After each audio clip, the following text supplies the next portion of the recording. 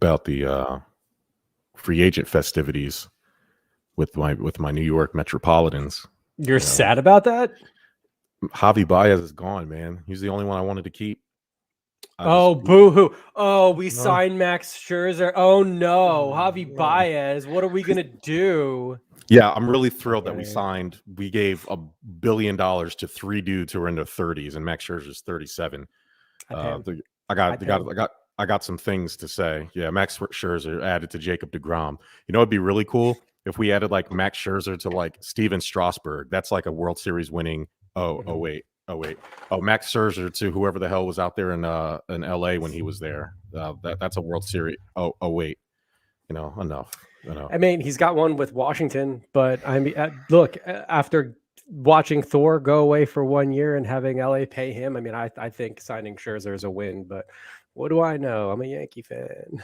Trisha, what's up? Hey, enjoy Louis Rojas, by the way. Bert, the wonderful musings of Louis Rojas. Mm-hmm. It's funny because I was, as we seamlessly transition from pumpkin spice season to peppermint mocha season. Oh yeah. I was like, man, the Yankees are definitely the pumpkin spice of New York City, and the Mets right now are definitely the peppermint mocha. Everybody's so happy to move away. Like peppermint mocha is wild. Pumpkin spice is wildly popular throughout the cosmos, but everybody also somehow simultaneously hates it, just like the Yankees. So they hate it because everybody cool. loves. God, and they hate it because everybody likes it. So I mean, it's fine. I mean, pumpkin spice does its job, but I mean, I like some peppermint mocha too. Bert, I am very happy to hear that you're a peppermint mocha guy. I also too am a peppermint mocha guy, and we got to draft these shakes. I was like, pumpkin spice. I don't know if people are like running to it, but peppermint mocha. Now you have to be careful. Like pumpkin spice is pumpkin spice. No matter where you go, it's going to taste the same. Mm-hmm. Peppermint mocha, not really. Like, you have to do it right, especially like these peppermint mocha milkshakes. Like you have to get the right blend. You have to grind the candy cane down. Like I don't want shards of candy cane piercing my esophagus while I eat it. But if it's done right, I mean, chef's kiss. It's almost. You do need the right peppermint to mocha ratio too. Yeah. I think that's important. Like I don't want it too mocha, but I also don't want it too peppermint, Yeah. So what has to be the aftertaste? Like what's the first? It's gotta, it's gotta have like a slight minty aftertaste. So it's gotta have that like has to be first. Like you breathe in and it feels cold a little bit. Like I like that, like biting into a York peppermint patty. I think I concur. That's right. Yeah, because you don't want. Like I know peppermint is first in the order of the name, but peppermint's too strong to be the main flavor. It has to be an accent. That's why mints are like accents on foods. Like so, you want peppermint mocha to be accentuating the chocolate. So I think I'm with you there. Peppermint mocha or Shamrock Shake from McDonald's. Peppermint mocha. I'm not a Shamrock Shake guy. I'm not. I just don't want a minty milkshake. I want something that complements chocolate. And what we could do? We could do a draft on what other like desserts, fruits, flavors out there that complement chocolate the best. Is it peppermint and chocolate? Is it peanut butter and chocolate? It's absolutely peanut butter and chocolate. I know that has to take the cake. We're gonna bookend that because I like that. I like where your head's going. Yeah. So yeah. All right, Bert. Let's talk about sports.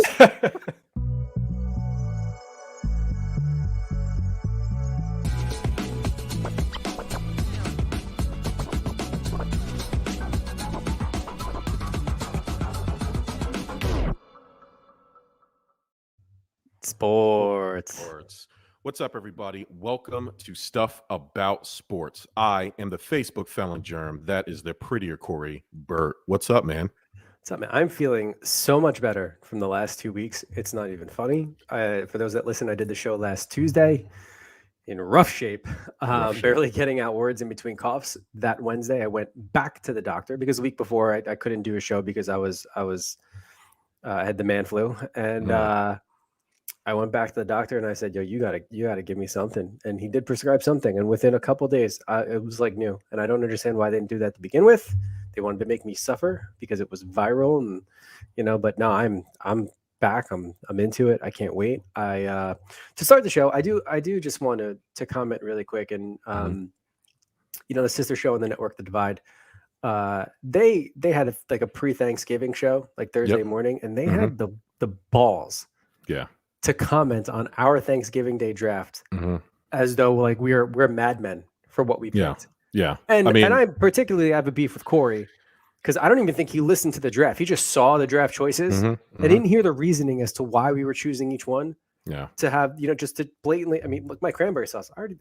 He's like, I don't really like it. I don't know why he drafted it. Like, no, I don't really care for it either. But I did Yeah. it for the people. And he didn't even, Yeah. didn't even pick up on that. It's ridiculous, to be honest with you.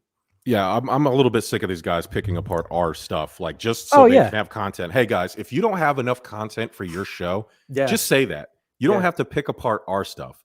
I don't like that. I don't like that they did that. They criticized us heavily. They had an issue with each of our draft. Now I will shoot them a little bit of bail because there was two picks that they really enjoyed. But like, you're making fun of me because you simply just never had mac and cheese at Thanksgiving.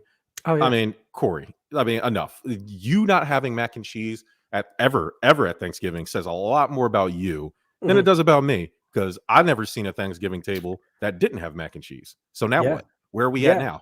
It's just Bert, you remember I said that in the draft. Hey, I didn't pick collard greens because I'm drafting for the whole, and I feel like collard greens are just too much of a cultural thing. Like, hey, it is what it is. Maybe mac and cheese falls in there. I didn't think so. I thought everybody loved mac and cheese. I had mac and cheese for Thanksgiving dinner this year. It was Yeah, great. see, It was Corey. delicious. My mother-in-law made it. It was fantastic. It Mm-hmm. had like the little crumbles on there. It Yep. wasn't yours. Now, Germ sent a Oh. pic of not just his Thanksgiving plate, but his first round, because there's multiple rounds of Thanksgiving dinner. Yeah. First round Thanksgiving that had all of his picks on there for side, and there was mac and cheese on there, and goddamn it looked great. Yep. And on top of that, my boy snuck in a little bit of lobster in there too. So Yep. lobster mac and cheese on Thanksgiving.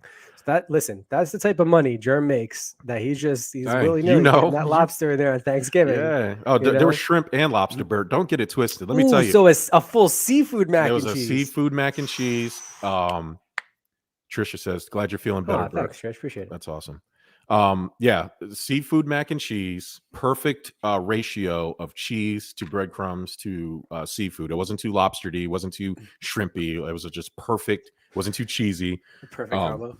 It was like I told you, Bert, why cream corn didn't make the list. We have money now, so we do shrimp and lobster mac and cheese, and cream corn was not on the menu. We did not grill any corn on the cob, but we had green bean casserole. All my picks were there. And most of your picks were there. The only thing we didn't have were the Brussels sprouts for me, but I definitely made my plate, and I definitely had to snap a photo to show you guys what a true complete Thanksgiving plate was, and that's why I picked it. You were eating mad early too. You were eating like 12. No, we ate it. Yeah, we were there like 1 o'clock to 2 o'clock. I said, hey, the Bills play today. Let's get in, get out, so I can go home and get going. And it was a wonderful, wonderful thing. Which brings us. I was going to say, speaking of the Bills. Which brings us to who impressed and who disappointed. Yeah, I mean, we kind of knew the Bills were going to come back with a vengeance after that horrible performance on Sunday. They had to have the bounce back game, and unfortunately, they had a team right in their crosshairs that was easy enough to just steamroll, as the Saints prove this year through and through, week over week, that they are struggling with a huge identity crisis now that Drew Brees is officially gone. Michael Thomas not there, so you take your arguably two biggest players out of the mix, and Sean Payton suddenly doesn't know what to do. That criminal shouldn't be coaching anymore, but still. So I mean, look, the Bills, they came, they saw, they absolutely conquered it. And I wouldn't say most impressive, but I will say glad to see them back in this form. Now, we've gone through this before though, because they've bounced back from terrible losses like this, and we're next segment we're going to be going into who should really be shaking out of a certain number of teams. So we'll talk about it a little bit more, but very happy to see them back where they should be, so to speak. Yeah, so it was easy for me to pick the Bills, but like you said, it was the Saints. I am actually going to say the Bengals. Bengals impressed me. Big win, division rival. They dropped a couple games early. They were leading the division, but now they're back above 500. Yeah, dominating. Joe Burrow, one of the highest graded QBs, I believe the third highest graded, and he had an 80% completion percentage. They only forced one turnover on the Steelers all game. So that game was all offense and defense dominant. So kudos to Joe Burrow. and my pick for the AFC North champs. I don't know if that's going to happen, but they're definitely heading in the direction to at least make the playoffs. And I'm excited to see the Bengals finally get on the right track. Yeah, no, they absolutely trounced them. And Pittsburgh's defense, look, it was a combination of the Bengals offense clicking and Pittsburgh's defense looking awful. Another defense that looked absolutely terrible, and we're going back to a Thanksgiving game too. I'm going to go ahead and say it, the Cowboys. Honestly, I know now I'm not mad because last show I picked the Raiders. In fact, my only miss for the Thanksgiving Day predictions was I thought Detroit was going to win, and they did. Or they almost did. They lost to the Bears, which I'm not completely sad about because I also pulled the Bears in the bucket of doom. So I'm happy at least something worked out. But yeah, but I think we talked about this a lot last year, and especially as Dak got hurt too. And we had said Dak's not a terrible quarterback. And the argument was, but he can't win games. Well, guess what? He's doing his best. And it's the Cowboys defense that have been shitty over the past couple of years that just for some reason cannot stop other teams from putting points on the board. So when arguably you look at it, and Dallas almost came back and won, but their defense has to get better, plain and simple. Now, they're inarguably one of the shittiest divisions out there. So I mean, it's really between them. I would have said them and the Eagles, but now that the Eagles dropped the game this past Sunday, what Giants, a brutal loss! No one is as shocked as me, a Giant fan, to be honest with you. Essentially, that division is the Cowboys for the taking. But man, they didn't look sharp on Thanksgiving. And you figure it's a game that organization has played every single year on that day, and it's something that they should have won, especially against the Raiders. But I am happy for the Raiders nonetheless. But disappointment, Cowboys defense, plain and simple. Yeah, speaking of your New York Giants, Jason Garrett being gone, it was going to be interesting to see what was going to happen with them. I mean, but at the end of the day, you're right. Like the Eagles, they were fighting for that division. You only put up 7 points. Jalen Hurts had 3 interceptions or something. You're talking about the 28th ranked offense and the 27th ranked defense for the Giants. It's not good over there. There's some things that you like and a lot of things you don't like, but a team like the Eagles shouldn't be losing to the Giants. But shout out to the Giants, Phil Bartley. Shout out to your guys, straight up. Micah Parsons, defensive player of the year, linebacker. You. I would find it. I mean, Trayvon Diggs. With that record in the beginning, that's why it's bad to kind of peak early because people kind of tend to forget and they're still high on him though. Like every single game. I mean, they were basically on camera, and him and his son was in the crowd too for Thanksgiving, and they had a little promo for him too. I mean, he's still an outstanding player. So yeah, I would love to see who would be in the running for that because there's a lot. I mean, Myles Garrett. Max Crosby, some of these guys, man, they're just all year they've been dominant in terms of making a difference. Myles Garrett, the Browns suck, but he's always going to be awesome. TJ Watt, obviously, things like that. The Bills have the number 2 ranked defense, but that's by committee. And then you have Aaron Donald, obviously, for the Rams. So we will see who does that. I will go ahead and give some flowers. I was impressed by the Washington football team. Taylor Heineke, the senator, going in moxie every game that's played. I love me some Taylor Heineke. I hope they give him a shot to just grow. Once he figures out what's going on, I think I'm never going to say he's going to be one of the best quarterbacks, but I think he's going to be one of those Derek Carr, Kirk Cousins, guys that you can win the game with. Maybe not win you the game, but you can win with Taylor Heineke. He's been winning. The Washington football team, I think they won their last 4 games. I mean, they could be in it. Yeah, he's been winning, and he's been slinging them too. He's got an arm. And he's thrown, I think for the past 4 games, at least over 250 with a pair of touchdowns. So he's in for it. He's accurate. He's got a strong arm all around, and he's proven to be an offensive threat. Here's the thing about why it's a great time for young quarterbacks, especially in the NFC East, because you only have to prove you can compete with Dak in that division because he's the only established quarterback there. Daniel Jones, we know for a fact, is a bust. He's got Andy Dalton's disease. He will never truly be elite. He will never get the Giants to where they need to go. And a lot of people will sit there and cry like, oh, he's had line issues, the same line issues that he faced with Eli. Like, look, I get it.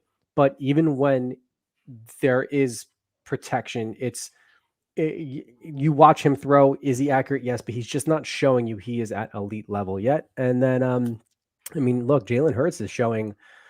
So, I mean, it's up and down. It's a roller coaster. Yeah. So, I mean, there are some games he's showing like he's absolutely on fire and he can do this, and other games like what we just witnessed this past Sunday, it's just like, what are we doing here? What's going on? You know, should we go to, Minshew madness on the bench? Like, what? I wish. Happening? I've been waiting for Gardner Minshew to get an opportunity. Yeah. I think it'd be right what Philly needs.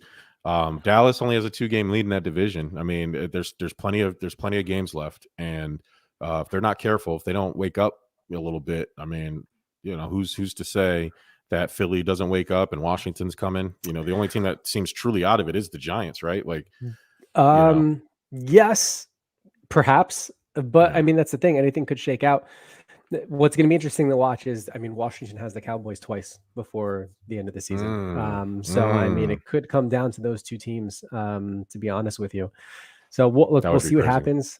And we'll get into it next, but looking at the Cowboys schedule, they have maybe one team that they should be worried about. Yeah. And that's the Cardinals.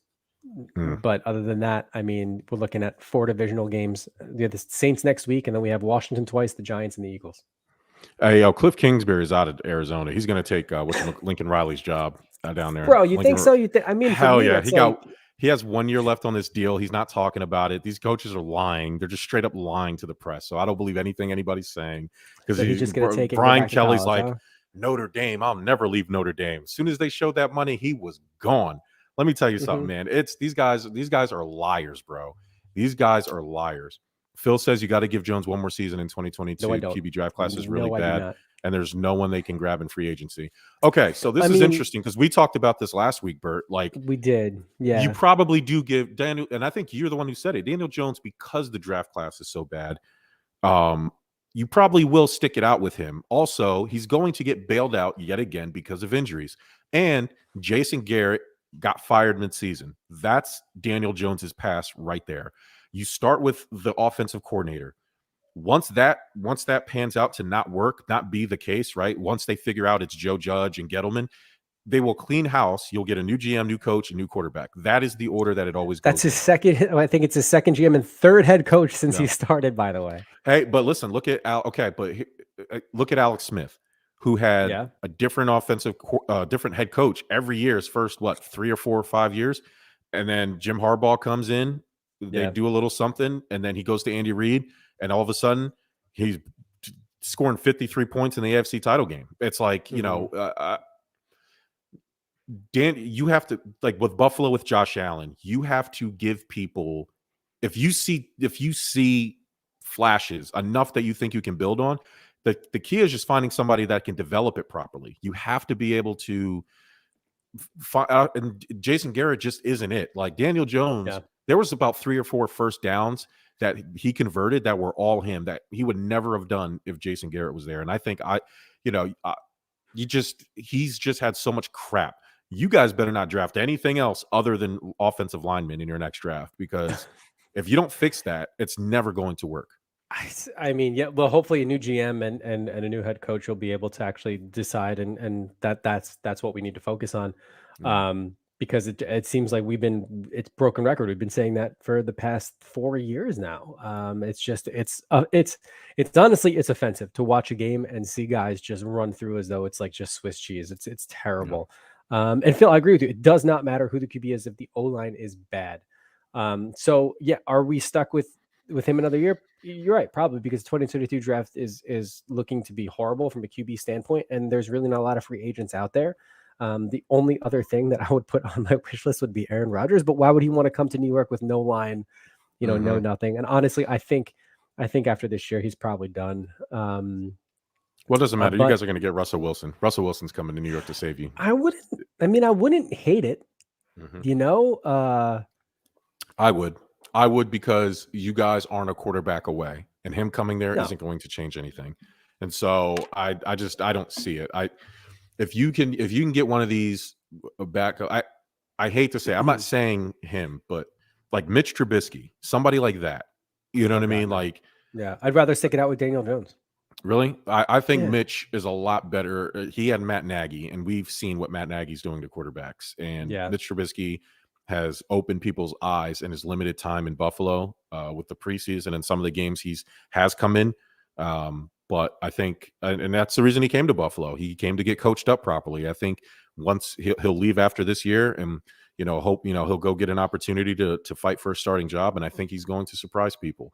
Do I think Mitch Trubisky is going to be like the best kept secret in the NFL? No, I think he's going to be who the Bears clung on to all those years because he's shown you what he could actually do. But he's Matt the Joe Nagy, Flacco's, the Andy Daltons. He's the guys that yeah. are serviceable, but certainly not guys that you're gonna slap a franchise tag on and call it a day. Now, Andy Dalton had a strong run in Cincy. Yeah. So I mean, no shame in that game, but I mean, he's bounced around since, and when he's called in, like when he was with Dallas last year, and as we saw on Thanksgiving, again, granted it was against Detroit, but I mean, certainly serviceable. Yeah. Yeah, buddy. Mikey P, what's up, man? So bringing us seamlessly to the bag. You mentioned him a little while ago, Aaron Rodgers. Bert. Mm-hmm. Yeah. I know that we said a couple shows ago because of the COVID gate. Yep. That there was probably no chance because of the political connections that he was going to win MVP. But I think after several weeks and of obviously him missing time and watching that team perform when he wasn't there, I don't think there is an argument to be made that Aaron Rodgers is not the MVP of the NFL. I mean, I'm sure we could. Yo, can you hear that in the background? Yes. Oh God, I gotta turn that. It's subtle. Is it? Well, for those that can hear it, by the way, holidays are in full effect, and we decorated in my house, which includes a clock that sings a song on every hour. But I gotta turn that off next time. But look, can I make the argument that he's not an MVP? Yeah, I'm sure I can. Will I? No, I won't. Do you want to know why? Because despite his stupid actions, and more importantly, his stupid comments after the fact for the whole COVID thing, and as I stated back then, a situation that we should never care about, and nor should it be pressed. It's not vaccinated. Who cares? Let's move on with our lives, Right. But as he's continuing to show us, and has much of a beast he is, he's on par for going MVP. You can't. Who else could you make the argument for? Kyler? No, because he's missed too many games. Tom Brady, maybe you could probably make an argument for Tom Brady. I mean, look, the Tom Brady stands are certainly going to make an argument for Tom Brady, but look, I mean, look who's he's surrounded by. I mean, that's you know who I could. It, I mean, you can make a case for Mac Jones. You can make a case for Joe Burrow. Ooh, you can make a case. Yeah. There's a couple guys. You don't know about Joe Burrow? I do. You were the Cincinnati Bungles for so long, and you have people actually believing you're going to dethrone Lamar Jackson and the Baltimore Ravens. There's a chance you could do it, albeit maybe it's a small chance. Who knows? But the fact that the Bengals are firmly in the playoff hunt, I mean, I would have to. I wouldn't laugh at it. Obviously, he wouldn't be my choice. I could make an argument. Based on what the MVP is supposed to mean, that Joe Burrow absolutely is the MVP. I feel like you could have, maybe not now. You probably could have made an argument for Justin Herbert earlier in the season. Obviously, you could have made an argument for Derrick Henry, but right now, as it stands, maybe Patrick Mahomes gets back in that conversation. But Aaron Rodgers, I don't think so either. It's too inconsistent. But Aaron Rodgers has been, while he's been playing, has been the most dominant. They're about to get healthy. They're about to get 3 all-pro offensive linemen back who have been injured and hit with COVID. And Aaron Rodgers has been carrying that team. So, I mean, he went in and beat the Cardinals, the undefeated Cardinals at the time, without his 2 best receivers. I mean, I don't know what else. I don't know how you don't give it to Aaron Rodgers. So I think for me, he would easily be MVP. I mean, we'll find out in what, 4 weeks? Yeah, sure will. Got left, Yeah. Oh my gosh. 4 or 5 weeks. Yeah. Don't even say that. All right, Bert. Cowboys, Rams, Titans, Bills. All these teams started off hot. Yeah. Super hot. We had the Rams going to the Super Bowl after week 1. So But right now, I mean, after several weeks, ups and downs, ebbs and flows of the NFL season, which team is in the most trouble? I mean, Cowboys, yeah. I Rams, mean, Titans, or Bills? we were singing Matt Stafford for MVP after week 1. We were like, holy Yeah, shit. for sure. I think when you told me this question like 2 or 3 days ago, I just sit and think about it. I'd look at some schedules, but man, the more I look at the past couple of weeks and the more I look at the schedule coming up, it's really simple. And it's the Titans. They are in the most trouble. And their schedule doesn't look horrible coming up. You got the Jags, Steelers, Niners, Dolphins, and the Texans. These are all very beatable teams. The only one on that schedule that I'd be worried about are the Niners. But as we saw over the past 2 weeks, the Titans love dropping games to beatable teams. Yeah. Plain and simple. Yeah. And we're now going 2, possibly 3 in a row here where, we were going in, and if I were a betting man, I would have been a sure shit would have said, yeah, the Titans are going to take it. Now, granted, they're plagued with some injuries. I get it. But man, in comparison to, the Bills, the Pats, I mean, honestly, Bills and Pats, the only thing they have to worry about is really each other when they play each other twice. But other than that, I mean, the Pats have shown us now winning 6 straight after starting out the season 2-4. Mac Jones coming into his own, that he can certainly go toe to toe with the best of them. And then the Bills, same thing. The only thing they really have to worry about is the Pats, provided they stick with their game plan, right? So yeah, I mean, Cowboys, as I mentioned before, I mean, they've got a lot of divisional matchups, but ones that they should certainly take.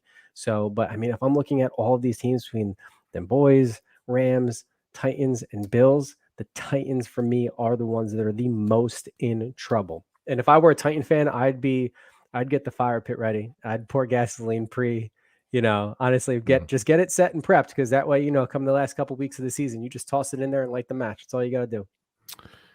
So I will say that I'm not worried about the Pats because they haven't played anybody. If you look at they won their last 6 games, but if we, again, Bert, I have to come on here. I have a monopoly on the truth. And I hate to burst everybody's bubble, but I have to tell the truth right now. Okay. They beat the brakes off nobody. Let me get there. All right. They don't look like nobody now, do they? They look great now? No, they don't look great now. Okay, so listen. They beat the Titans last week, right? Obviously, the Titans, they beat the brakes off the Titans, but the Titans are no longer the Titans because Derrick Henry's not there, and everybody knows it. They've been awful. Okay. They beat the Falcons. Let's move on. They beat the Browns. Let's continue to move on. They beat the Panthers. Let's continue to move on. And wait, hold on. Let's stop at the Panthers. What I should have added them to my disappointing teams. Matt Rule, this doof, traded Cam Newton away, and gave an absurd amount of stock and money to Teddy Bridgewater. Realized he wasn't the guy, gave him away for nothing, brought in Sam Darnold again for a lot, invested a lot, found out he wasn't the guy, only to bring back Cam Newton. What a loser franchise. The Panthers. Jeez, man. So anyway, moving on from them. The Chargers, great. They played the Jets twice, and then they played the Texans. Bert. In that game against the Chargers, they only won by 3 points. Mac Jones threw for a whopping, astounding, fantastic 158 yards and threw an even equally mind-boggling 0 touchdowns in that game. So exactly what am I supposed to be impressed by? Why is everybody scared of the Patriots? I'm not scared of the Patriots. And all this trash talk I'm hearing from these Pats fans coming out of the woodwork after they've been cowering in fear all season, all of a sudden want to talk all this shit to me. It's going to make it so much better on Monday night when the Bills mollywop those New England Patriots. And then we're going to beat whoever we play after them. And then we come back, we go to Foxborough, and we're going to beat Kraft Mac and Cheese, and we're going to beat their ass in their own house. So listen, I'm not worried about them. Now to the question, I say all that to say that the Rams are in the most trouble, Bert, because unlike the Cowboys, Titans, and Bills, there is stability in all those franchises. The Rams went all in on this season, and it is falling apart. Losers of their last 3. Von Miller will be gone. Odell Beckham will be gone. You invested mad capital into Matt Stafford, and he's looking like Detroit Lions Matt Stafford. All you people had me backpedaling. All you people told me and were quick to tell me after 1 week of the season how wrong I was. Don't you watch the show? I just sat there and been telling you, I have a monopoly on the truth. And I've been telling the truth about Matt Stafford this entire time. Mm-hmm. I mean, what else? I don't know what else to do. That's why I just let the games be played and let the facts speak for themselves. The truth will always come out, and the truth lives within me, Bert. I don't know. I mean, so the Rams, this was their all-in move. It's going to be amazing to see what happens next year because Sean McVay, that's wearing off really quickly, and Matt Stafford is like, what do you do now? They don't have any draft picks next year, Bert. Like they don't have anything. They don't have like draft picks. Look for the future. Yeah, I mean, like, they're in trouble, but like you said, the play was now. And who's in the most trouble this year? I still think the Rams have a fighting chance at it. I mean, the Titans.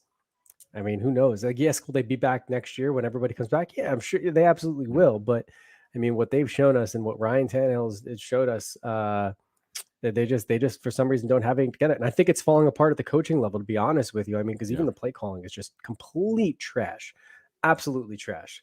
So, but look, between the Titans and the Rams, we'll see how it plays out. I mean, what it could be, you could be right. You could be the main truth teller of all. That's all we've been doing here ever since day one. The last thing I'll say about that is there's really the reason why the Titans only have to be worried about the Colts. I don't know how worried you are about the Colts right now, but the 49ers are waking up, and then you still have the Cardinals in that division. Yeah, and the Seahawks are done, but there's for me it's simple math. There's two teams you have to worry about in the Rams division, and they're faltering. The Titans really only have to hold the Colts off at bay, and they should be able to do that. Because Carson Wentz is the quarterback of the Colts, so I mean, this shouldn't be too hard to do that. But like I said, with the Rams for this year, Odell Beckham's also on that team. Curse of Odell Beckham is real. They're 0-3 since he showed up. One in this past Sunday though. Yeah, I mean, slowly but surely they're going to wake up. I mean, they lost. Right? But, they lost. At least Odell Beckham got his though. Yeah.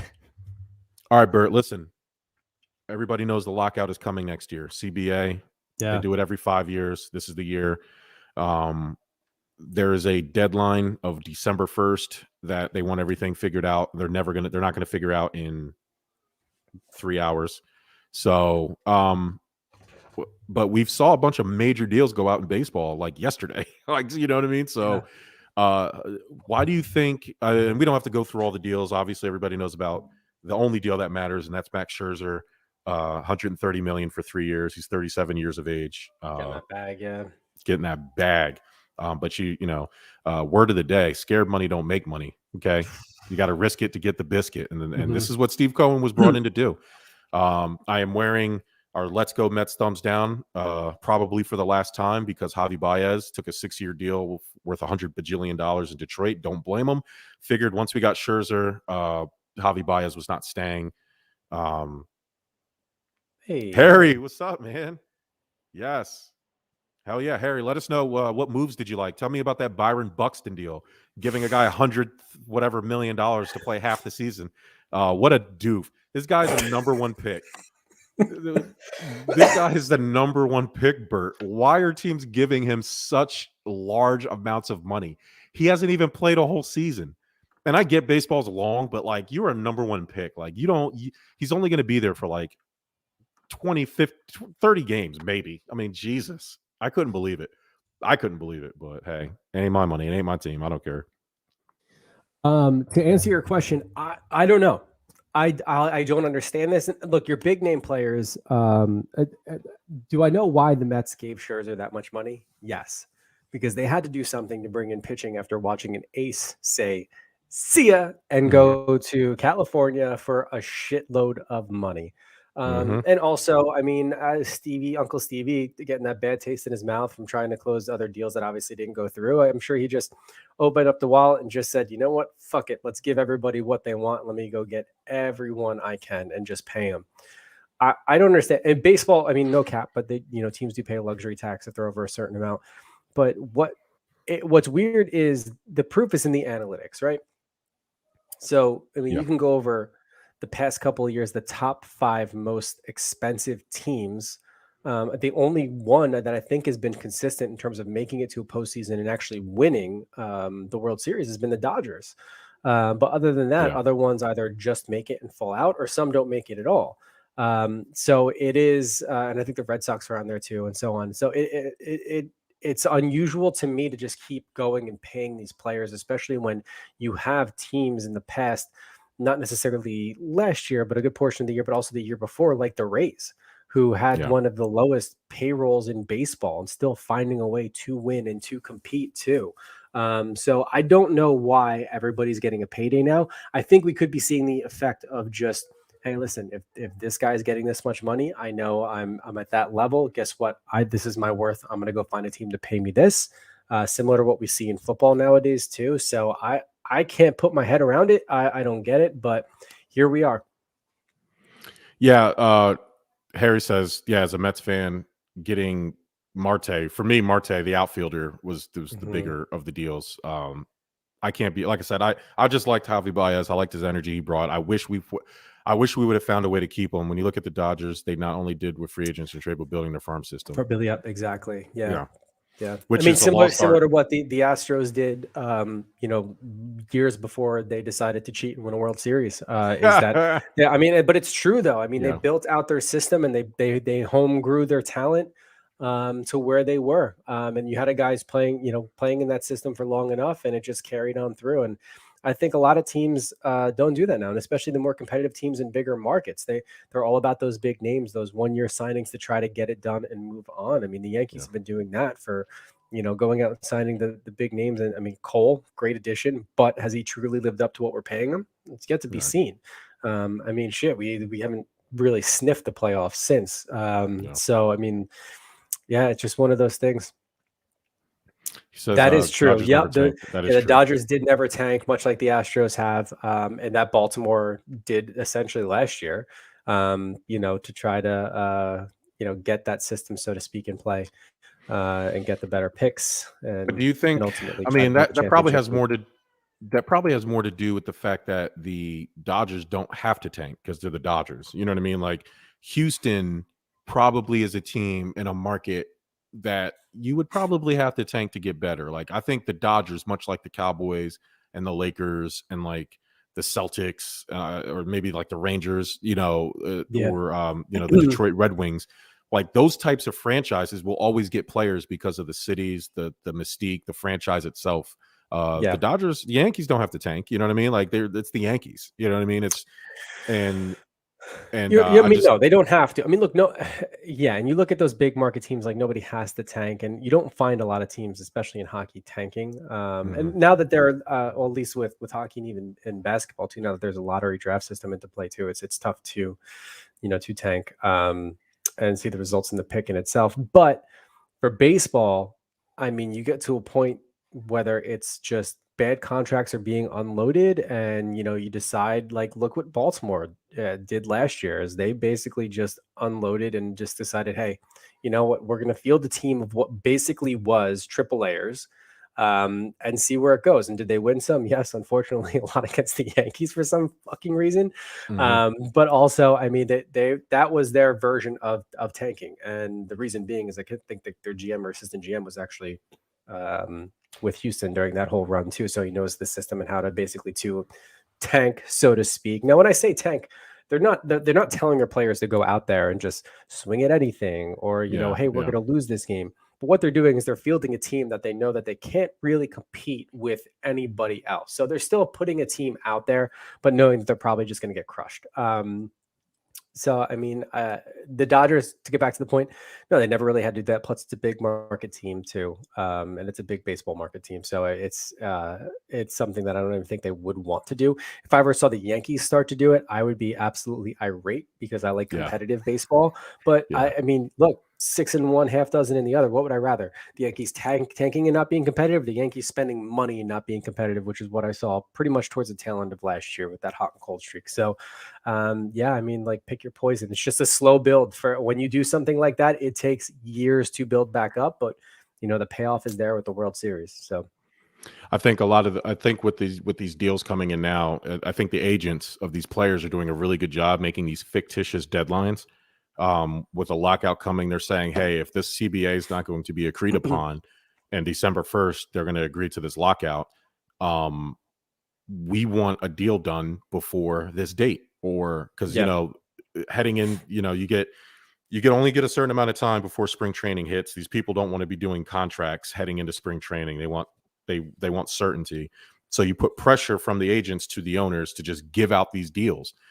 Steve Cohen, I know we talk a lot of shit like the Yankees and these teams buy their championships. There's no real correlation to how rich the owner is to winning. Like, it's just there's not a big there's not enough. It's just something people say. And I've always hated that expression, buying championships. Like, guess what? Like, anybody can fucking do it. Yeah. So go buy players. Go trade for players. Go get good players that are willing to make deals because they want to be on a winning team. I always hate that. Oh, they bought players. That's how they won. Or, oh, Tom, that excuse that. Oh, well, Tom Brady just called all of his friends in. Like, oh, well, guess what? He still fucking won. Yeah. It is what it is. Like, it's perfectly legal, and everybody has a chance to do it if they want. Your team didn't. Boo fucking who, You still have to go out there and play. So it is what it is. And we're seeing with the Lakers, and we're seeing with a lot of these teams that are super stacked that you can't just bring in good. And we've said that on the show too before. Like, just because you have a bunch of good players, I feel like the Buccaneers are an outlier. That doesn't happen often. You don't. The Rams are proving it. Yeah, Brooklyn's doing it. Look at the Rams right now. Rams did it, and they're the opposite of it. It's not working out for them. Yeah, I will say, Jesus, if there is a lockout, that could honestly be a kiss of death for not the kiss of death, but certainly turn off more people from baseball altogether. I would hate to see that happen, but they got Seager and Simeon, so for the Texas area. Everybody, like I said, everybody's scared of the lockout, and they don't want to be left without nothing. You have to spend the money, and I'm glad Steve Cohen is actually spending money and doing what they're supposed to be doing. Shore up some of this. They shored up the pitching. I'd like to add another, maybe a lefty, and I'd probably, there's other things I would use. Like I said, I just got to get over Javi Baez leaving. He could have played second base, Uncle Stevie. Just gave him the money. Jesus. All right, Bert. Do you think the universal DH is coming? Oh, I fucking hope so. Don't ask the boys from the Divide, but here at Stuff About Sports on the West Side, we're all about the universal DH. It is the best thing baseball could add to their game. There's two things that would immediately improve baseball universally: speed, pitch clock, and universal DH. Oh, I would love a pitch clock too. That would be amazing. The minors do it. I don't know why MLB is not doing it. And the minor league games are way better. They save about 40 minutes of time, and the games are more exciting. They've already kind of I like the fact that they've eliminated some of the stepping out of the batter's box, all that shit. Like there's little things you can do. I don't know why there's not a pitch clock. It just adds to it. We already talked about adding a little grip to the ball, making the ball a little bit more textured. If you're going to ban the pitchers from using pine tar and shit like that, that's cool. But add some grip to the ball. Then if you're going to do that, there's things that you can do. It's one of the things that I hope they pass it. It was great when they did it in the bubble. I thought it was awesome. And, you can get these guys that are at the end of their careir, like an Albert Pujols, who can go DH places, and not have half the league at, as a landing spot. But having that everywhere would be great. I would love it for the Mets. I would lose out on Jacob deGrom single-handedly carrying the Mets on offense and defense. But hey, it probably could have saved him for the season. The fact that he had to do so much maybe didn't help his cause and helped him getting hurt. Like, if you're a pitcher, I want my pitcher to pitch. I don't need him hitting and, getting all and Shohei Ohtani is proving like some guys are built for it, that they didn't even make the playoffs. He won fucking AL MVP. He's an absolute, you can't use him. He's an anomaly. A guy that, on his day off would just hit. Especially if he had to be put in a DH spot. So, it is what it is. And there's a reason why it was that exciting is the fact that we're not accustomed to seeing a pitcher do that. But no, universal DH 1000%. And the easiest argument is you'll never find a pitcher in a lineup batting cleanup. They're always at the end of it because they know it's no threat. Where's the excitement in that? Just because he has to hit. Now, granted, there's excitement if every once in a while, they hit one out of the park, or you see Bartolo Colon's fat ass for some reason just knock a ball 400 dead center. But no, I want a DH. I want Pujols. I want Pujols on steroids back. I want that ball screaming out of the park. Add steroids to the game. All right, we need it. Yeah. We need steroids. Make everything legal. I want steroids. I want live tigers. I want everything. I want ball pits in the outfield. If you catch the ball into the ball pit, it's 2 outs. I want it all, man. Yeah. I don't think I'm a fan of. I like the overtime rule. I don't like the guy starting on second. I think they should get. I'm cool with the No, I 7 do inning like double that. headers. You like this the I guy on do. second? I I do. put him on first. I don't know. I don't know if I That's the like that force out second. though. Like that's the thing for me. Like I'd rather on second because you have to have better baseball IQ. The pitcher has to be on point. Like to me, it goes to like same thing with the pitch clock. It speeds up. And granted, it's extra baseball, but it speeds it up. That's why these other overtimes, aside from football, like hockey, was five on Mhm. five at first, then they did 4 on 4, and now they're at 3 on 3. So like they're Yeah. trying to speed things up and make it more exciting. So Mike says we're trying to give him a heart attack. Mike is not a fan of universal DH. He's not a fan of ball pits in the outfield. He's not a fan of fun baseball. He wants old no, timey he wants old time phonogram baseball. He baseball. wants everybody to go to a ballpark in a suit and tie Yeah. and read an He actual wants peanuts and newspaper. Cracker Jacks. He literally wants Yeah. peanuts and Cracker Jacks at Yep. baseball. And and we want fun, exciting new baseball. Yeah. I'm going to add ice fishing to hockey and trampolines to the NBA. I would. We are. Hey, slam ball already existed. Totally Yeah. underrated. Yeah. Slam ball was awesome. We had that, and you guys just wouldn't let it be great. But baseball needs to get better, and universal DH and a pitch clock is a nice start. Steve says he loves the universal DH, but I'm not sure I like anything else. Yeah, we can Nothing table else? the ball pit. Nothing. We can take. You know, Really maybe nothing? like a retention pond. You know, like Yeah. something like if you hit it in the retention pond, maybe like in golf, you can see it roll, and maybe the Yeah. outfielder doesn't field it because if it goes in the retention pond, it's an automatic 2 outs. I mean, you just like so it kind of helps. So I would that we got some Fraudshy. We not Fraudshy. Who's a man fraud? Man So fraud. there's too many. There's too many. There's Too many frauds frauds out there. in there. Jesus.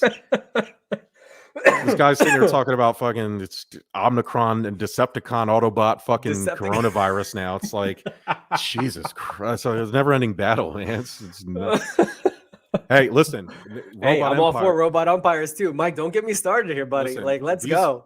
Like, yeah, the umpires. I don't know why MLB is not utilizing instant replay, booth reviews, sky judges. They do have instant replay. No.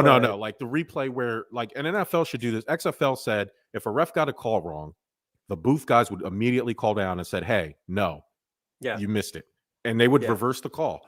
But in baseball, they don't even do that. They let the ump dictate when the reviews come in, which is a joke because they don't ever want to be wrong. Correct. And they want to keep nobody. Like, I don't know why there's not a microchip in the ball. Hey, that was foul. We're not going to rely on fucking Jim Bronson's eyes. You know, I mean, but we're also talking about the same league that employs Angel Hernandez year over year, who notably is not obviously a fan favorite for his blatant missed calls and awful calling, no matter where he is on the field, whether he's behind the plate or anywhere else. And also the players can't stand him too for that same fact as well. So like we'll never understand why they do what it is that they do. And there are some independent leagues that are using robot umps, and I think it's fair. The only thing is, and Mike and I had a conversation about this one time, is your seasoned players, so your seasoned batters as well as your pitchers, aren't going to get the calls they usually get when it's super close. And I think that's a part of the game that is baked into like its heritage and its history. Is some guys are just going to get those calls. But I mean, you look at close games, especially close games that matter. And no, I want precise calling. I want balls and strikes. I want them to be called the same on both ends. And the only way you get that is with robot umps. They need to somehow automate a strike zone. It can't be left to the umpire. I know that's hard to do, but they can do it. There's a way they can do it. They do it in tennis all the time in terms of where the ball lands, and they have these people that talk. Yeah, but tennis is stagnant. Like the strike zone moves from player to player. No. I mean, that's why I'm saying there shouldn't be. Hey, here is the strike zone. If you're too tall, you fucking back up or learn how to swing within the strike zone. If you're too short. No, to learn how to universal strike zone. Enough. You guys are paid millions of dollars. This is where we're going to disagree because you have giants like Aaron Judge, like swinging at their knees, and what are they going to hit out like that? What are they going to hit out? Play basketball. Play basketball. Okay, enough. No, play if basketball. anything, you should have been a tight end. To be honest, you are getting paid millions and millions of dollars. Figure it out. That's paid millions of dollars because his strike zone was his strike zone, not like a universal strike zone here. Yeah, well, robot. Same thing with Altuve. Altuve is going to sit there like he's got to hold the bat straight up here if he's going to start hitting in the universal strike zone. Well, he's not going to be swinging anything. Aaron Judge will never swing anything because he's always hurt. So it How doesn't really dare you? matter when he swings. You watch your mouth. All right, bro. Let's talk about hockey. Let's the Winter Games, Yes. Beijing. This is like the makeup Olympics because COVID shut down the China Olympics, and China doesn't even want them to be there. People don't want to be in China. It's not make it's on track. It's just it feels weird because we just went through the Summer Olympics because that was delayed. So this is the first time we're basically getting back-to-back Olympics in the same year, so to speak. But 4 different teams dropped their hockey jerseys for the Winter Olympics. So I figured, we've done jersey reviews on the show and definitely want to do it for this. And as they release more, maybe we'll do another one as well. Yeah. And anybody who's listening knows that we're big Olympic guys. We're very patriotic individuals. We want to root for our country, but that also comes back to their style and fashion choices when it comes down to what they're wearing. Yeah. Now, starting out here with Finland, love the look. Got to be honest with you. Yeah. And for those that are listening, you're going to have to watch this playback on YouTube. If you're watching live, great. You'll be able to see. But I mean, Nike, I think about Nike's making all the jerseys for the Olympics. Obviously each team designs them, but this is a simple, clean look. You have, like Blinks, I don't know what kind of cat thing that is, but obviously it's on their flag. It's like a lion griffin thing with a sword. Finnish flag. But dude, simple, clean look. They only have 2 options. They have the white with the blue stripe, and then of course what their home kits will be, which is just the all blue in itself. And I gotta be honest with you, even for just being like a blue on blue, having that royal blue on the navy with that lion symbol thing looks very clean, man. I do like it. I am a big fan of these guys right here. We'll get to the simplicity of certain teams because you're right. I like and I wanted to blow this image up because the subtle detail inside the blue stripe there. Yeah. You like that little pattern they have going. When it's done right, it's great. And these are the two of the hockey players. Well, obviously one for the women. I can't pronounce their names. I got their names down here. I'm not going to try to pronounce them because I don't want to be disrespectful. I have no idea how to pronounce either one of their names. Neither one of them are simple, but they're both hockey players. Good looking too, though. Good God. Great look at the Finnish people. Historically great looking people. Yeah, I love it. So this is Finland's definitely I would say number 2 on these power rankings. I only have 3 jerseys here. I couldn't find the 4th. Yeah, that's right, because I sent you the Sweden one, which is more concept art, but spoiler alert, it hasn't really been different than what we've been seeing year over year. Gotcha. Now what we have up here is Canada. Yeah. And I've been trying not to throw up in my mouth as I say this, but man, these look fucking cool. These are fire. Like these are awesome. Specifically that black one. I'm drawn to it. The red one too. And I'm not usually obviously a fan of Canada, especially when it comes down to the Olympics. They're a super competitive team, obviously, and I'm all about Team USA. But man, these jerseys are so fucking crispy. Yeah. They're just topped. I mean, you have the essentially the Canadian leaf on there. I think the maple leaf in itself. It's just it just looks awesome, dude. From the socks all the way up to the stripes on the jerseys and everything. The really good job by Canada. So and you can't see it, but like on the perforated shoulders, they also have another leaf imprint too. It's just super light. So real quick, going back to the Finland. So Steve Zuccari says it's a crown line, big deal in Finland. Crown line. I believe. Hey, good. And Mike with the most important analysis of the evening. A+ draw lines. Both of them. Yeah, absolutely. Could absolutely be Batman. Yes, for sure. Yeah. Now, Bert, here we go. Now, we talked about pride. We talked about now Finland just showed us what happens when you do navy and royal blue. Yeah. And making it the look right good. way. The right way. This, guys, looks like I mean, this looks like it was those where was the Olympics being held, Bert? In China? Those sweatshops in China that make the fake jerseys. That's where it looked like Team USA got this thing. So this is awful. If it ain't broke, don't fix it. And that's the biggest problem I have with it. Now, really the only time, look, the Team USA jerseys over the years have evolved from time to time, but I always love it when they go back to the throwback of like the 1980 Olympics or, and they just have the simple USA and the great colors on it. And they're just like arch lettering or even the USA that's down, on a slant. It looks good. It looks crispy. Now, the only thing I like about this jersey up on the screen is the shield that's on the top right corner. They had that, I think it was 2 or 3 Olympics ago, maybe 2. when Jonathan Quick was their goaltender, they had that shield just as like the center of their jersey with That's how it should have USA at the been. top of it. That I love that jersey. It's like one of my favorite ones. I wish they went back to that. I like that they kept the shield here, but simply just to have like USA like right in the middle with that little like strip, it just doesn't, it looks very elementary. It's just awful looking. It's not a fan favorite. Everybody's ripping it apart. I've seen concept art out there that's way cooler than all of this. I could design something better than this. 100%. Of course you can. Yeah. I mean, that certainly is a no-brainer. But even if these jerseys were fire, I'd still believe you'd be able to, design something even cooler. I do like the navy blue coloring, and I do even like the socks strictly on the white kit in itself. If you had shown me just the socks as a teaser, I would have been like, oh man, this is going to look really good. But then you go and you look at like what they did. That white jersey is just absolutely trash. And the royal one, it does not look good. It doesn't. It looks. It doesn't. Like I can mess with the coloring on the navy. I like that too, but like it's the USA that just doesn't do it for me. I mean, we like here's my problem with it, and it kind of goes back to my comments like last week about the New Jersey Devils sweater. It just looks awful. It just says Jersey on it, and I like the black color. I like a little bit of red, but like do something cooler. Yeah, we have one of the coolest fucking birds as a mascot to this country that we point to all the time. The grace of a bald eagle. Like, yo, show me something with an eagle on it. Like we saw a cool ass crown lion that's on their flag for Finland, and it looks sweet. Give me a fierce ass bald eagle, or like something that says, hey, the USA is here, and even if they suck, their jerseys are fucking awesome. I mean, the Capitals had that awesome, eagle on their jersey from time to time. So it's like, give me something more. And I'm always a fan of the traditional of just like having USA, but like I just need to see something more. And unfortunately, this ain't it. The only thing that will save this jersey is if they bring home cold come February. Nobody's gonna care. But no one's gonna give a shit. But no, it's just not a good look. Hate it.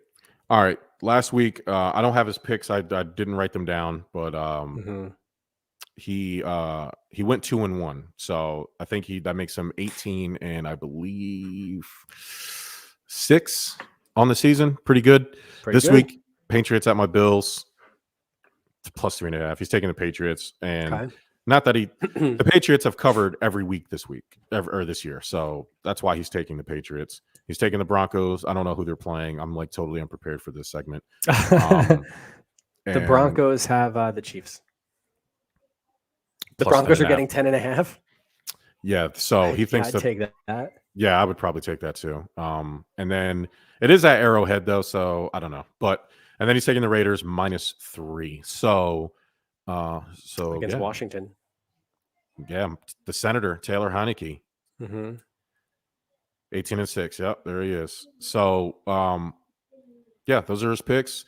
He's 18-6 on the season. That's $300 if you hit every week with a small investment of $20 each game, $60 if you pick all 3 games. But Steve is really good at what he does. So here we go, Bert. Listen, let's go. Last week, I don't have the records. I fucking forgot the records because I didn't update Bucket of Doom. But I know that Mike won because he had the Bills because Corey lost, which is great. I'll update the standings. I don't know. I don't have them off the top of my head, but Ty won with the Washington football team. The Bears win or lose? Bears won. The Bears won, and the Texans lost to the Jets. So I'm down. I think I'm 2 games down now. So I'll update the standings when I get a chance. But this week, this is the week now, Bert. We're getting to the brass tacks and the Bucket of Doom. And next week, we will start taking signups for the Bucket of Doom playoff edition for all of the listeners. Make a note there. For all the listeners out there who want to do the playoff version of the Bucket of Doom, it's basically a suicide pool. You pick every week. If you make it, you will pick a new helmet until we get down to the final 2, and then eventually the last one, and then you will receive a bunch of good stuff from the network. And outside the network too. We're gonna have like prize packs, nice little grab bag too. Yeah, I mean, we gave away like a Amazon home thing, some dope ass headphones. Like we gave a lot of stuff away, and on top of some network merch. I don't know what's going to be in this one, but I guarantee you there'll be some coffee, There'll be some electronics, and there'll be some T-shirts. But yeah, so we'll get some wallet-sized photos of Jim and I in there too. So yeah, we'll do it. Let's see. We'll pick for the guys who aren't here, and then we can hit the chat. First, we will do Corey, who has the Tampa Bay Bucks. Have a feeling he's going to want to keep that no matter who they're playing. Yeah. Okay. I mean, so I'm Corey has the Bucks. But... Let's do Mike. Mike has the Vikings. He dropped a really bad game. The Vikings are one of those teams, one of the few teams that their record doesn't really say how good they are. I think they're a good team. They just have a lot of bad losses. I mean, they have the Lions, so. Mike will probably keep that. Ty. That would be the Vikings thing to do to lose. The Bears. Ty loves Justin Fields, but Bears versus Cards, man. He also loves Kyler Murray, but I don't think he's playing though. Yeah. So, I don't think he's playing either. Daniel Jones is not playing this week either. So, thanks for the Giants. All right, Bert, you're up. The Browns. Oof. Ugh. Wait a minute. They're on a bye. Let's go. Yes. Yeah. Let's go with the automatic win.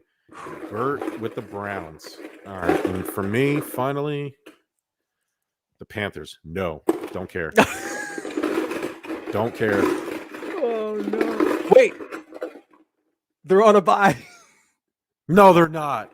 Yeah. Oh, I just threw away a bye. No. I mean, I'd kind of, you didn't pick a new one. I'd keep it. No, I can't do that. I already threw it back. Then I hope you pull the Packers and Titans then. Yeah, I hope I pull the Panthers again. I think I need to throw it back. Lions are due. Throw it. Mike is out of his mind. What is he doing? He's throwing back the Vikings. He says the Lions are due. All right, man. Hey, I threw it back already. I don't know what to tell you, bro. All right. I can't believe you threw it back. I can't believe I threw it back. This is a bad. That was a knee-jerk reaction from your hate for Cam because it was Newton. my hatred of Cam Newton. Yeah. I refuse to support anything Cam Newton. This is why he needs to hurry up and get out of the league. That's bad. Anyway, fuck. All right, so we're picking for Mike because he threw his back. Pick for Mike, yeah. All right, Mike, here's your final pick. The Tennessee Titans. He won. Bye. They're on a bye too? Mm-hmm. Wow, Mike. Excellent. That means I'm going to get a shitty fucking pick. I'll probably pull the Lions right now. Here we go. Oh, fuck, man. The Jets. Jesus, man. Oh, no. Well, I mean, they are playing the Eagles, so it could be a shootout. So really the only people playing this week are me, Ty, and Corey. So Titans on a bye, Browns on a bye. So Mike and Bert are safe this week. Waiting to see if Ty responds to us and see if he wants to keep the Browns. Maybe we should just call him on air. I don't know. Let's see. Let's call him. We got time. Let's see. Can you hear that? Oh, yeah.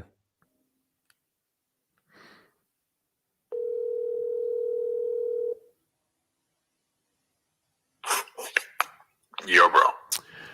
Tyshan Edwards, this is Jamal from the Stuff About Sports podcast. How are you doing today, sir? Oh, I'm blessed, brother. How you doing? I'm doing very well, sir. I just wanted to call and let you know that don't say anything incriminating. We are live. I just wanted to let you know that you have pulled the Chicago Bears from the bucket of doom and wanted to know if you wanted to keep that or throw it back. Bert says that the Bears are playing who? The Cardinals. The Cardinals. The Cardinals? Yeah, maybe with or without Kyler Murray, but still the Cardinals. Colt McCoy has been doing the greatest name in football history. Colt McCoy has been leading the Cardinals to some victories. So I don't know if that means anything for you, but No, I don't want the Bears against the Cardinals. All right. Oh, yeah. For the Cardinals. All right, so he's throwing it back. That's the bucket. All right, Ty, your pick that you're keeping is, I got a helmet in my hand. the Las Vegas Raiders. Bert, there All right, against the football team. against the Washington football team. Very good. Oh, yeah. Yeah. I'm feeling it. I appreciate the call, my good brother. Oh, of course. You guys have a blessed rest of your show. Thank you, sir. I Yeah, appreciate you it. You have a too. good night. Thank Love you. guys. Love you guys, man. Love you. Later. All right. There So it is. there it is. So Ty has the Las Vegas Raiders. Bert and Mike are safe. I have the Jets. I'm going to lose. I'll be the only one that loses this week. So Corey with the Bucks. Bucks, Corey and they're with playing the Falcons. So Hey, Falcons, it's your time, okay? It's it's your time to shine. yeah. All right, Bert, who gets your game ball this week? Yo, money Max Scherzer Yeah. getting that bag. Mhm. I look, I like Max Scherzer. I'm a big Max Scherzer guy. I always have been. That was real Trump of me to say, like, I always have been. Yeah. No, but I do Always. like him. I think he's an outstanding pitcher. And I will say, even though I'm a Yankee fan, it is nice to see someone fill the void of Noah Syndergaard coming in. Now, I know you're indifferent about it. He's an older pitcher, but he does still throw darts. And I do think he's going to be a great addition in itself. And I'm actually very, very happy that he got a payday. Not that he's never gotten one before, but Uncle Stevie opened up that checkbook and wrote a fat one. So game ball goes to Max for doing his thing, man. Yeah, Thor has to be punching the air right now. We upgraded that position. Maybe we can keep Marcus Stroman. He's been talking a little while, so I don't know if that happens. I doubt that the moves are done in the pitching area for the Mets, but we shall see. Steve is trying to give me some hope, saying Jets are going to win at home versus the Eagles. I hope so, man. I mean, you could. You just saw what the Eagles did against the Giants. So I mean, Yeah. Hey, who knows? I need that win because that was bad. I can't believe I threw away a bye team. That's the first and only time in Cam history. Newton strikes again. Cam Newton, scam Newton. This guy making it. I told y'all. Hey, it's another one. I've been telling y'all about this man. He was ridiculous. My game ball is going to go to probably Rasheem Green from the Seattle Seahawks. Defensive lineman, about 280 pounds, blocked a extra point. Now, the Seahawks, obviously they lost, whatever. But he's a 280-pound lineman, Bert, who blocked a extra point field goal and ran it 80 yards to get the 2 points, because that's another rule change that happened in the league, where if you intercept or you block a kick and you return it for a touchdown, you'll get the 2 points, like a 2-point conversion. So that's impressive. 280-pound dude. 280 to get that quick off the line to not only block it, but then run it back with no like that. That boy's moving. Yeah, he's moving, and it wasn't that he just he was outrunning everybody, and he got a tiny bit of help at the end there, but he did his thing. So shout out to him, and shout out to Max Scherzer. The Mets are back. New York is now belonging to the Mets. I'm going to talk my shit now. That's fine. Yeah. Let's go. We already know what's going to happen, man. Yeah. I know. But no, this was a good show. Look, I mean, I don't know about next week or the week after, but you know what we have to do, Germ? What's that? What am I asking this holiday season for my sports team? Like, what Santa. is it? I mean, whether you celebrate, and happy Hanukkah, everybody that celebrates, by the way. Oh, yeah, for sure. But Where, day two? Day 2? 2 or 3, I believe. Yeah. Okay. But listen, no matter what you celebrate, no matter who you ask gifts for and from, we want to hear from you. We'll look into making a poll of it or just a post. What are you asking for Christmas, Hanukkah, whatever, for your sports team? So what do you want the Yankees to have? That Christmas gift or that holiday gift, for your sports team. We want to hear about it. We want to know what you want. I don't know what the Mets fans could ask for right now after seeing these deals come through, but hey, we want to hear about it. And we'll certainly have a segment coming up. If not next week, certainly the week after. Hey, Santa, please trade Ben Simmons with the quickness, because I'm tired of seeing his yellow ass face on my TV screen on this Sixers jersey. All right, guys, bye.